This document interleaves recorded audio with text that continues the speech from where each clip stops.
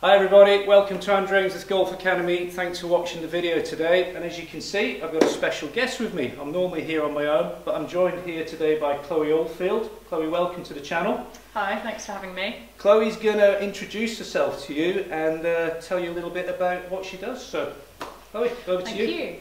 So I'm a trainee sport and exercise psychologist. That means I'm working with a variety of athletes from individual and team sports. So I work a lot in golf. In all sorts of other sports, also exercise context, so people are looking to get fit, get healthier, that sort of thing. I also do some lecturing in psychology, so a bit of everything.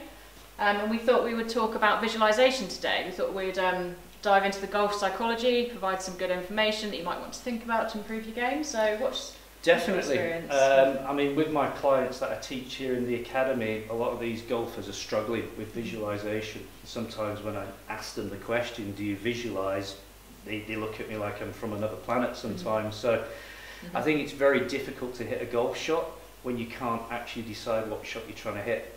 So, you know, if the hole suits a draw and you're thinking of a fade, your mind's just not clear on what it's trying to do. So visualization is obviously something I'm really interested in. I think the people watching today will be keen to learn and get your skills and input on how we can do it. So if you could tell us a little bit more about the science behind visualization, Chloe, that would be great. Sure, absolutely. I mean, as you said, visualization is a way of forward planning. So how can you hit the shot you want to if you haven't decided how you're going to hit it? So visualization works for two scientific reasons, really. And the first one is that your brain treats imagined images as if they were real.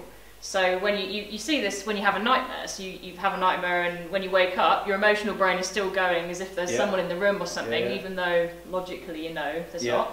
And even when you watch a film, you know it's not real, but you're reacting to it as if it is. So the connotations of this are that by creating an image of what you want to happen, it's almost experiential, it's an authentic experience of what you want to happen. So it's communicating that to your emotional unconscious brain, and it's just more likely that you're able to perform that skill once you've planned it. It's more likely to happen on the golf course than if you're just standing there thinking, I'm just going to hit it and hope, see what happens. Absolutely. Yeah. And do people have, golfers have bad experiences on each hole? There'll be golfers watching this who will go to like the third hole and they stand on there and they think, every time I play this hole, I hook it out of bounds. Do you find that those people have already made that conscious decision that that's the shot they're going to hit? And by visualising the better shot, that's going to help them?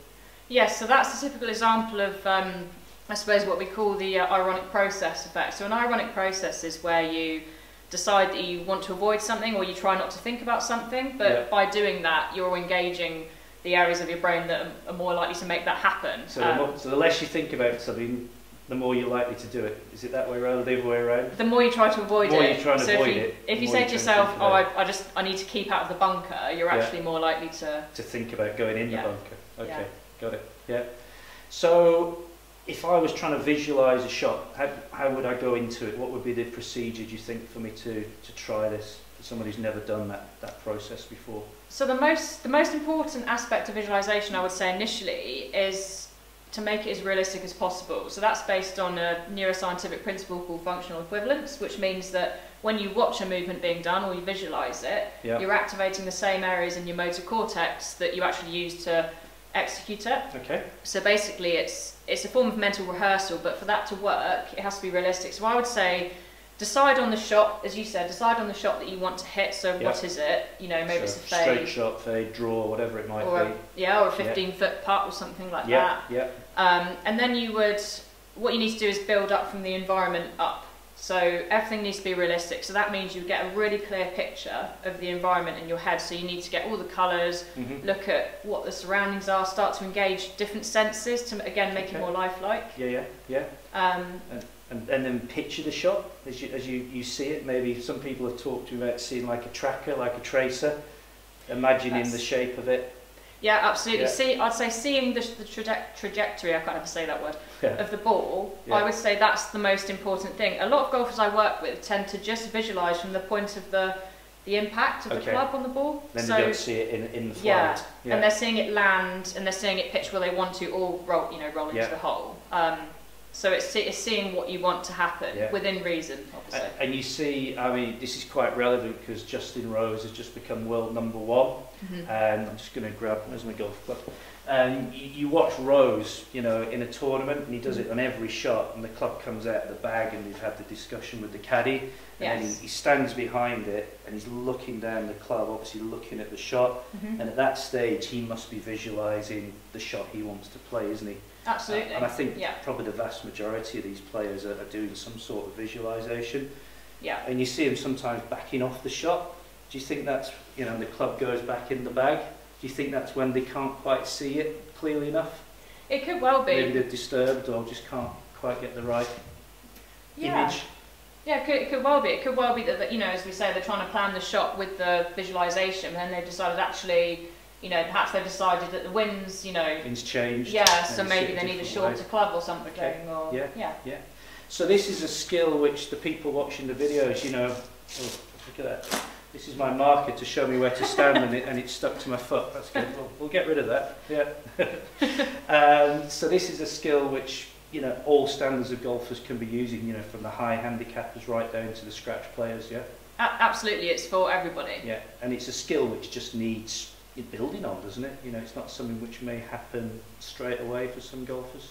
No, that's one important point. So if you're going to start visualising, first practice off the course, because the last thing you need to be doing is adding, you know, minutes onto your pre-shot routine. Yeah. You stood there for 10 minutes trying to see the shot. Yeah. So make sure when you're practicing it, you're standing up, because one myth about visualisation is that you need to relax and lie down for some reason, but that's not very lifelike. So you need to be stood in the stance you would take to address the ball. And you need to practice it. At first it might be blurry, it might be patchy, you might think, oh, I can't get the feel of this. Yeah.